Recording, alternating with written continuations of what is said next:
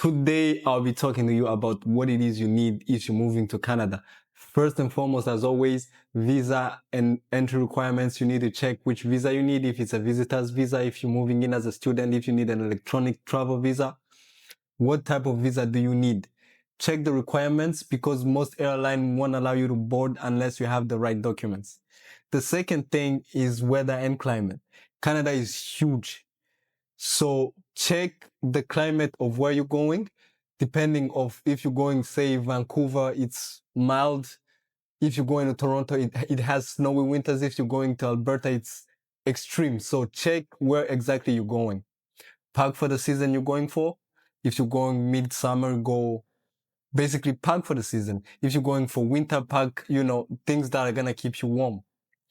Third thing is always currency and payment.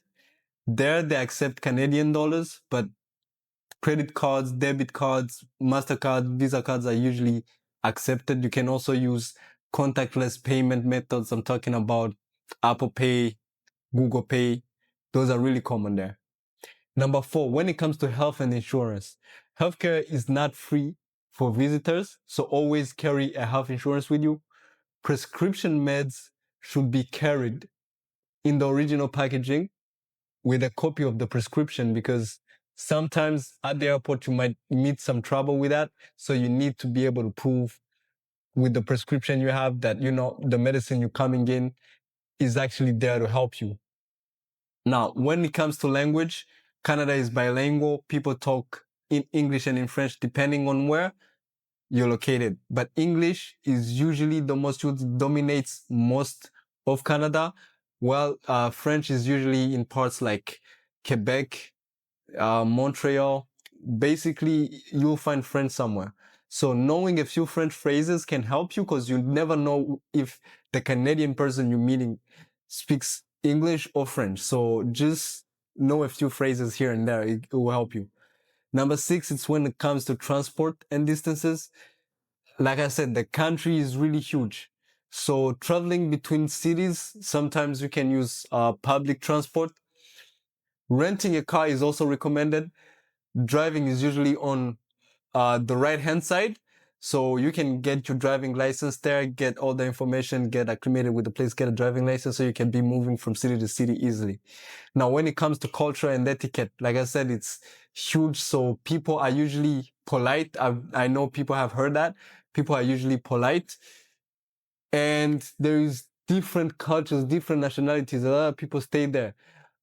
Tipping is standard. So if you're coming from an African country where you're not used to tip, just get used to that.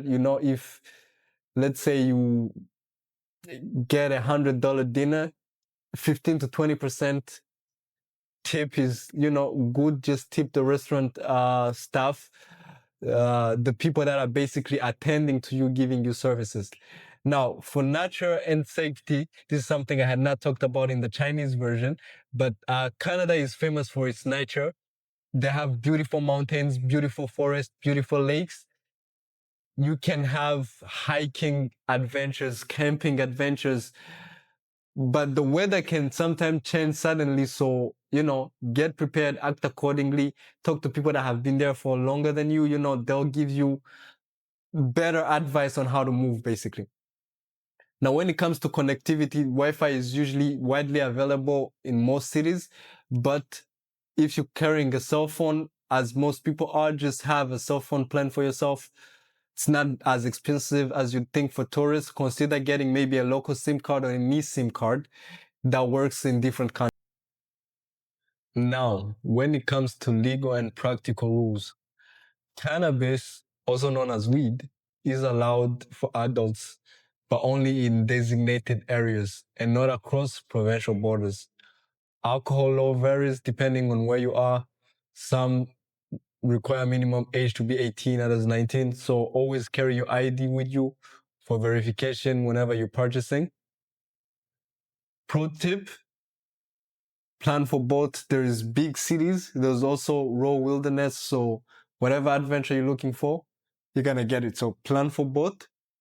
Don't underestimate the distance. Don't underestimate the weather, and don't underestimate the time, basically, because as I said, it's a huge country. So the time in Alberta might not be the same time basically in British Columbia might not be the same in Quebec. It might not be the same wherever you're going. So just plan for that. Thank you. See you in the next one.